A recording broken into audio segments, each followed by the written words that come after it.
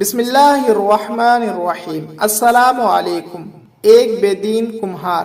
حضرت امام اعظم رضی اللہ تعالیٰ عنہ کے پڑوس میں ایک بے دین کمہار رہتا تھا جس نے اپنے ایک گدھے کا نام ابو بکر اور ایک کا نام عمر رکھ کر اپنی دلی خباثت کا اظہار کر رہا تھا۔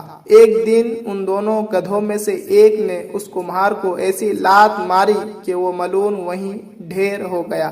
یہ خبر جب حضرت امام اعظم رضی اللہ تعالیٰ عنہ کو پہنچی تو آپ نے فرمایا، جا کر دیکھ لو، جس گدھے کا نام ملعون نے عمر رکھا تھا یہ اسی سے مارا گیا ہوگا۔ چنانچہ تحقیق کی گئی تو وہ واقعی اسی گدھے کی ضرب سے مارا گیا تھا جس کا نام اس نے عمر رکھا تھا۔ لہٰذا ہمیں صدیق و فاروق رضی اللہ تعالیٰ عنہما کی بے ادبی و گستاخی سے بچنا چاہیے، اور اسی طرح روزانہ اردو اسٹوری سننے کے لیے ہمارے YouTube channel KR wise story کو سبسکرائب کریں۔